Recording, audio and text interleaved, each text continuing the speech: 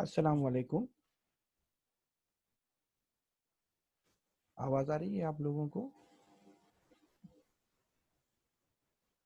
Please tell me, can you hear मी?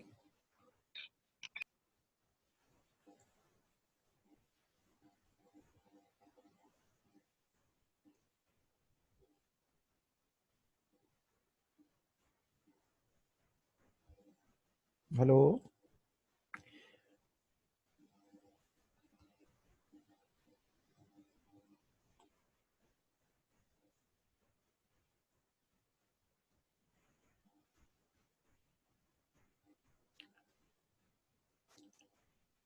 आवाज़ आ रही है आप लोगों को?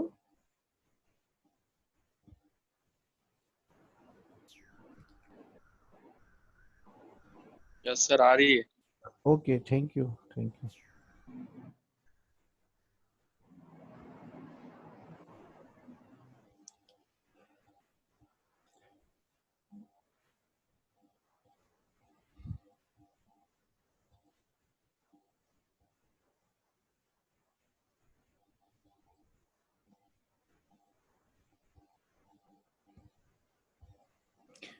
I am Dr. Mumtaz Qureshi. Today we will discuss on hypertrophic pyloric stenosis. It's a very important condition. As the name indicates, this is basically the hypertrophy of the pyloric sphincter. And the pyloric sphincter is the portion of stomach, distal portion of the stomach. As all you know, when hypertrophy occur in that region, there is the narrowing of this region. This narrowing causing the some kind of obstruction, and once the distal portion of the stomach become obstructed, it gradually dilated, and then patient has started repeated vomiting, projectile vomiting, because of the significant distended and the distal portion is obstructed. So projectile type of the vomiting, and patient expelled out all feed, milk. So this vomitus is not bilious type. Vomitus is non-bilious. So patient who have developed hypertrophy of that region, when present in OPD or emergency, usually with non-bilious projectile vomiting.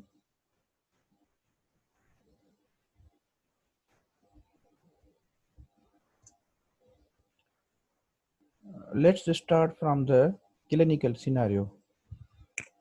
We usually ask in the exam. This clinical scenario showing a 4-week-old baby boy present with non-bilious projectile vomiting from second week of life. This condition typically developed 5th or 6th day of the life. So this hypertrophy is not congenital variety. It is acquired. It present in the pediatric age group but not congenitally developed. After birth, due to various factors, due to genetical causes, that region, pyloric sphincter, become hypertrophic gradually. And within 4th or 5th day or second week of the life, patient has started symptoms. So usually the scenario is same in hypertrophic pyloric sphincter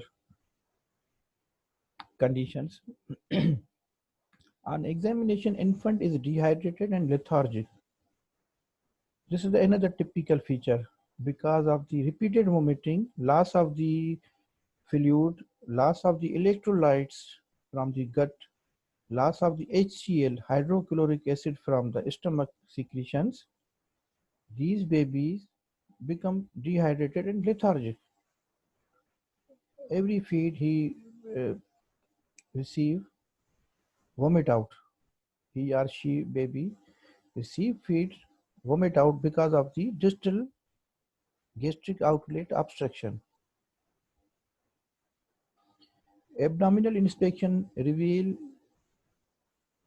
dilated stomach and peristalsis wave, which is going from the left to the right side because of the shape of the stomach is left to right in turn.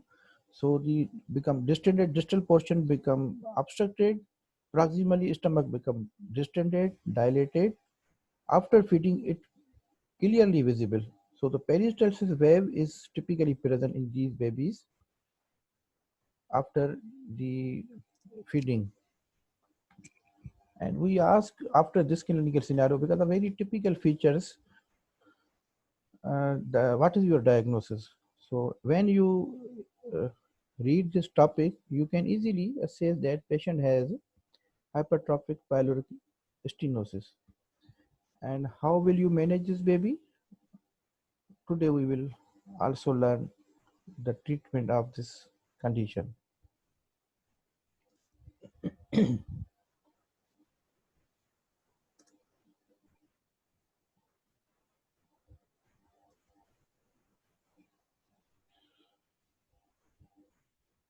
you need further investigation?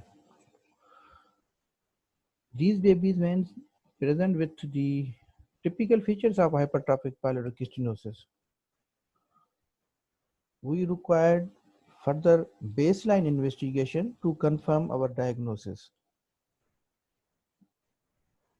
Like other conditions, in this condition also required few special investigations along with the baseline investigation so that patient treated surgically. When we advise complete blood count, CBC, it is showing no pathology because the hypertrophic pyloric sphincter is not infectious disease. So THC count, hemoglobin status, platelets, these are normal. When we advise electrolytes level, these are deranged because of the repeated vomiting, because of the fluid is coming into the vomiters, HCl is in the vomiters, and various electrolytes in the vomiters, their level becomes deranged. And in majority of the cases, these babies have developed decreased level of the sodium, decreased level of the potassium chloride, and the increased level of the bicarbonate because HCl is excreted coming out through the vomiters. The body has developed alkalosis. Loss of the acid from the body leads to develop the increased level of the bicarbonate ion. Blood urea nitrogen relatively normal and creatinine level is also normal level because this condition is not involving in the kidney. So kidney is normally functioning. So baby has hyponatremia, hypokalemia with metabolic alkalosis, hypochloremia. So this is the basically after repeated vomiting, loss of the acid, loss of the fluid, baby has acid-base balance derangement. After the blood investigation, we usually advise ultrasound and X-ray abdomen. This X-ray is typically showing the distended stomach shadow. You can easily appreciate it. So this X-ray confirm that patient has some kind of pathology distal part of the stomach. And ultrasound, a good ultrasonologist tell you the exact length of the pyloric sphincter. And we required, when we suspecting patient has hypertrophic pyloric stenosis, we require these special measurement, 3 measurements, to confirm that patient has a obstruction at that region, which causing the features of this disease. These are the various causes of persistent vomiting. These may be because of the repeated vomiting, persistent vomiting. There are various causes, so you should know to rule out the one condition from the other conditions. So the basic differences you should know so that you can easily reach the exact diagnosis of the baby. Gastroesophageal reflux disease, one important cause of the persistent vomiting in the pediatric age group. But in this condition, the vomiting is not projectile type because this is the reflux, just fullness of the mouth. So vomiting is not projectile. So you can easily dig out when you ask the history from the mother and from the attendant, he will tell you the patient has a very projectile, forceful vomiting, not the dribbling of the mouth. So you can easily rule out. Gastroenteritis, another important condition in which babies present with persistent vomiting. But in this condition, babies not only present the repeated vomiting, but also loose motion histories is present because intrahepatic inflammation of the small bowel also present. So vomiting with loose motions, and these two features not present in the hypertrophic pyloric stenosis. Pyloric atresia, another important cause of the vomiting, persistent vomiting pediatric age group, but symptoms start from the first day of life because the atresia, there is a complete membrane within the pyloric sphincter. There is no hole, not communicated patent lumen. So congenital condition, this is the congenitally mechanical obstruction. And the symptom, the vomiting start from the first day of life. While in the hypertrophic pyloric stenosis, this vomiting start usually after first week, yeah, sixth or seventh day of the life, not from the first day of the life. So you can easily rule out pyloric atresia. Antral wave, yes, this is also the congenital condition and symptom start from the first day of life. Malrotation, this condition is also causing the repeated vomiting in pediatric age group, but the vomiting is bilious type because the distal portion of the duodenum is involved in the malrotation. While in the hypertrophic pyloric sphincter, non-bilious projectile vomiting is the main feature. So you can easily rule out the malrotation when it becomes the bilious vomiting, then you not suspecting the patient has hypertrophic pyloric stenosis. Central nervous system lesions. Various central nervous system lesions also causing the persistent vomiting because of the pyloric spasm and because of the intracranial pressure increased. These symptoms also causes persistent vomiting, but there are other neurological signs also present.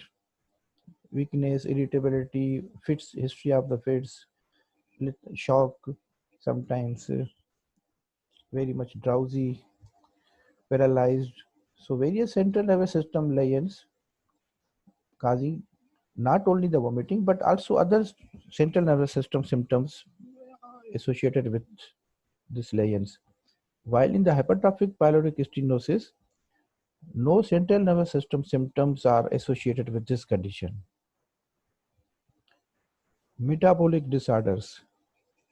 Yes, various metabolic disorders and electrolyte derangement also causing the persistent vomiting. But in these conditions, patient has not typical features like non-bilious and projectile vomiting. But in this condition, bilious vomiting is present, sometimes projectile, sometimes reflux. So baseline workup rule out the various metabolic disorders from the hypertrophic pyloric stenosis. Duodenal atresia, another congenital condition in which the duodenum is not patent. Atresia, atresia means no, A means no, tresia means hole. In the gut, there is no hole, no communication. The lumen is not patent. A membrane mechanical obstruction within the lumen is present since birth because of the communication of the lumen is not developed during the intrauterine life. So duodenal atresia, there is a complete mechanical obstruction within the lumen of the duodenum and the symptoms develop from the first day of life. Baby cannot even digest first feed. So you can easily rule out this condition from the hypertrophic pyloric stenosis. So various causes, but if you know all the basic difference from the hypertrophic pyloric stenosis, you can easily reach the actual diagnosis with history plus investigations. This is the picture showing the normal stomach and the hypertrophic sphincter. Hypertrophic region, this is the hypertrophic region because the hypertrophy, the underlying lumen become narrow, and normally it becomes normal diameter with easily passage of stomach content into the duodenum.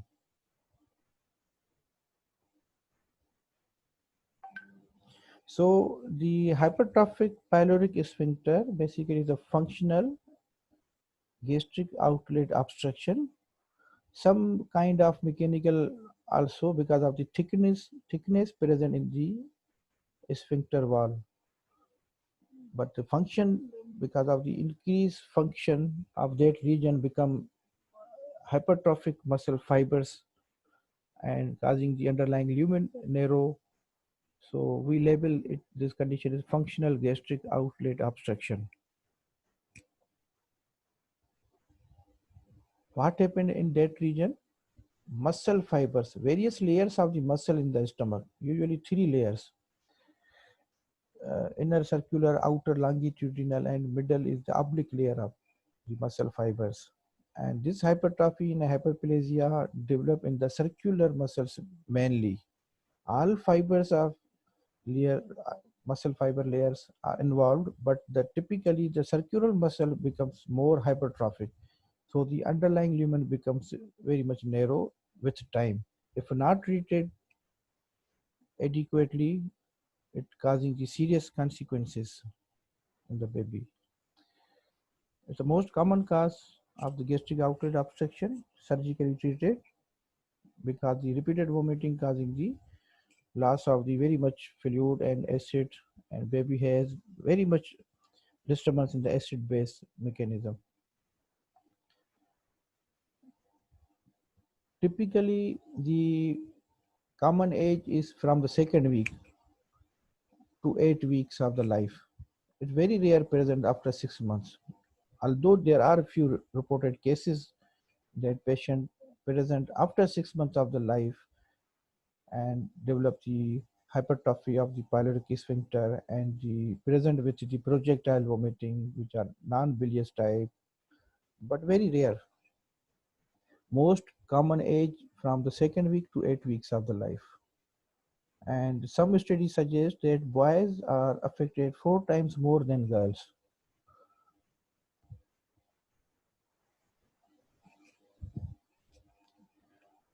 Pathophysiology, why it occur? The hypertrophy, when the function of the muscles, every part of the body, the muscles hypertrophic when it used excessively. So at that region also, when the muscles become hyperactive, it become hypertrophic, and mainly the circular muscles becomes hypertrophic, so causing the lumen become gradually narrow. Why it occur?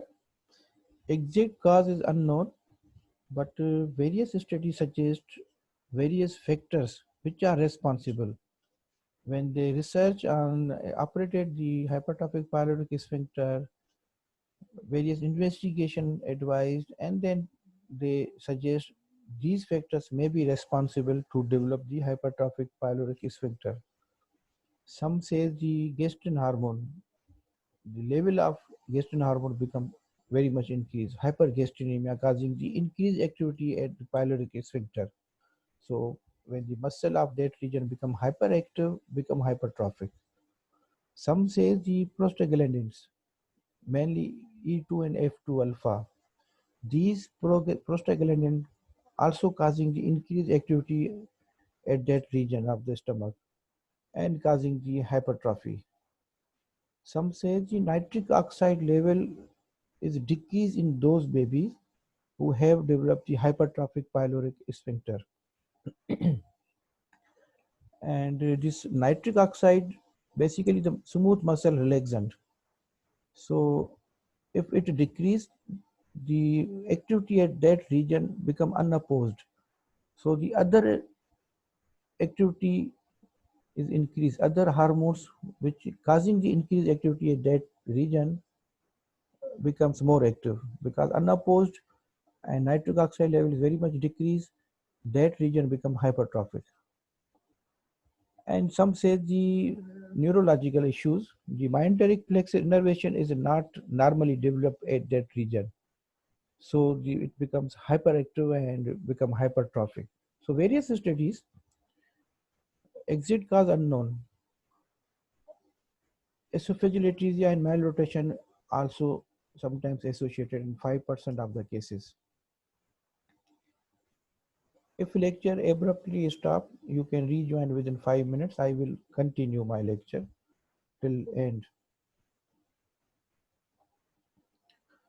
Diagnosis. How we diagnose the hypertrophic pyloric sphincter? On the history. History is the main to help the reach the diagnosis. These babies present with the projectile vomiting, which are non-bilious type, but projectile, forceful vomiting, just after feeding, 5 to 10 minutes. All milk ingested becomes coming out through the mouth. So these babies present with hungry, they want to feed but unable to digest. So hungry child. Weight loss because of the improper feeding and digestion. So their weight is not increased gradually but loss. Dehydration because of the fluid is coming out in vomitus, and electrolytes also coming out. So loss of the fluid and electrolytes. Babies usually present with various degree of dehydration. Lethargic, altered bowel habits, these are also associated with this condition. General physical examination. Because of the repeated vomiting, these babies are lethargic, very weak, and the sign and symptom of dehydration depend upon the at which degree patient present to you. And irritable because of the electrolytes derangement and acid base balance also disturbed, so they are irritable. Local examination, as I told, just after feeding, because of the fullness of the stomach, when baby start feeding, stomach become full because of the distal pyloric sphincter become hypertrophic, so stomach very much dilated and full, easily visible in the upper abdomen in the epigastric region. Mass like effect you can easily appreciate it. And once feed is stopped, stomach trying to empty, so the peristalsis start from the left to the right direction, but because of the obstruction, the repeatedly peristalsis coming from the left to right, and within 5 minutes, because of the obstruction, the patient started projectile vomiting and all content of the stomach coming out with forceful vomiting, which is the non-projectile, sorry, non-bilious and projectile vomiting. Investigation. Baseline investigation. CBC, as I show you in the clinical scenario, usually revealed no pathology in this report. Normal hemoglobin and electrolyte, sorry, TLC and the platelets count, but the electrolytes very much deranged. Urea creatinine is also normal. So these babies, because of the repeated vomiting, repeated loss of the fluid and acid HCl, hydrochloric acid, the patient has developed the hypochloremic, hypokalemic, hyponatremic, and metabolic alkalosis. Because of loss of the acid from the stomach, the babies develop alkalosis. Another interesting condition and important question usually asked in the exam. A patient with metabolic alkalosis, how kidney compensate and normalize the blood pH? What happened in acid-base balance? If you recall, when body develop metabolic alkalosis, then body required acid. So body should conserve the acid through the kidney by absorption of the hydrogen ion to normalize the blood pH. This is a normal physiological response. And when the body develops the acidosis, metabolic acidosis or respiratory acidosis, body required alkaline material, alkaline content. So kidney conserve the bicarbonate ion to normalize the blood pH. This is a normal buffer mechanism. So to normalize the blood pH, normalize the acid-base balance, the kidney conserve those ions which are required in the body to normalize the physiological balance. So in this condition, in hypertrophic pyloric stenosis, patient develop the metabolic alkalosis because of the loss of the acid content from the stomach. So baby has developed metabolic alkalosis, body need acid. So normal phenomena is kidney compensate the acid to normalize the blood pH. Despite of this normal phenomena, in hypertrophic pyloric stenosis, in later stage and severe stage, if not treated properly, these patients, despite of the metabolic alkalosis, kidney fail to conserve the acid, but kidney start to excrete the acid in the urine. So these babies passing acidic urine even in the metabolic alkalosis. Babies have hyperemesis, repeated projectile vomiting, but the pH is 7.51. This is the alkaline pH, but so the kidney should conserve acidic urine is not passed. Acid should be conserved because of the alkalosis. But very interesting situation, patient because of the pathology present in the stomach, loss of the acid from the vomiters, but also loss of the acid from the urine. Why it occur?